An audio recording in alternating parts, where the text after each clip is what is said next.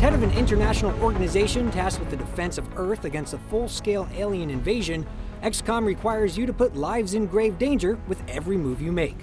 Your organization must respond to threats around the globe, engage the enemy, and haul back their corpses and weaponry so that your research might gradually even the odds in the face of overwhelming technological superiority. You'll have these same exact objectives in Enemy Within, but this expansion paints an alternate version of humanity's last stand. It's the same story with more embellishment, letting you modify your troops with alien DNA or amputate their limbs to let them interface with intimidating mechanized suits. The game veers a bit closer to sci-fi silliness than the original, with men in giant robot suits punching little gray guys in giant robot suits, but you'll be better off if you simply embrace it. Repeat. This escalated what-if scenario unlocks humanity's potential and attempts to rebalance the scales with a greater threat, bolstering the alien military with new creatures and introducing Exalt, an organization of rogue humans that work to undermine your efforts as you battle your otherworldly adversaries. The developers are effectively playing arms dealer here, sustaining the war they started in Enemy Unknown and keeping things interesting by selling to both sides. Commander, I'm glad to see that I'm not the only one who understands this war isn't over yet. The plan works. It's still up to players to decide what facilities to build in your base, what to research, and what to manufacture, but the so-called mech units are available early on and are almost too powerful to pass up. This new soldier class to the game expands your combat options with heavy weapons and incredible durability that sharply contrasts with the distressingly squishy nature of your typical recruits. Gene mods aren't as flashy and have a less immediate impact on how you play, but splicing alien organs is great for fine-tuning your soldiers in combination with the addition of performance-enhancing metals. The expanded customization in Enemy Within gives you more ways to eliminate weaknesses and emphasize strengths in any individual class, to build what feels like a true super soldier. Your team is a true reflection of how you've played, and when you send a capable team out to get things done, you'll feel a real sense of pride. You're also likely to experience some measure of fear, because the more you invest in one of these deeply customizable soldiers, the more it hurts if you lose them. I can't take much more of this!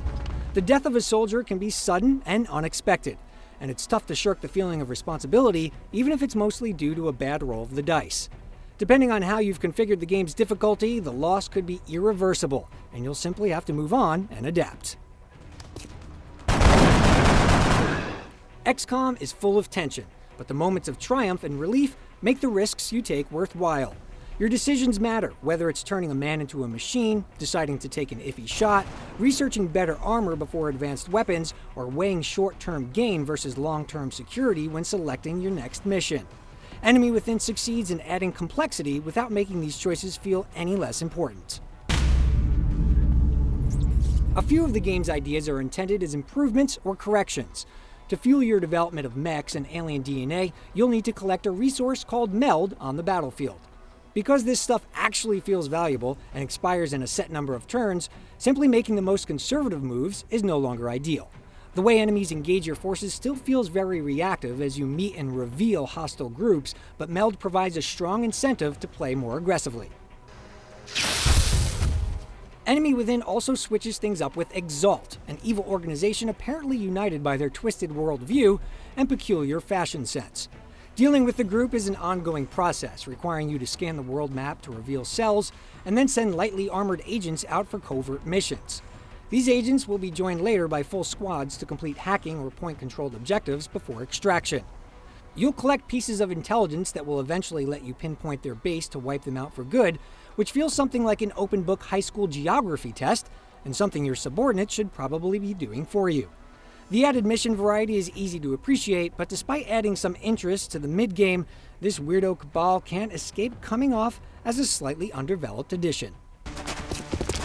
There's certainly more to this new version of XCOM, including small but notable additions like new items and Foundry projects, new maps, new multiplayer units, and a significant event that many fans expected to happen in the original.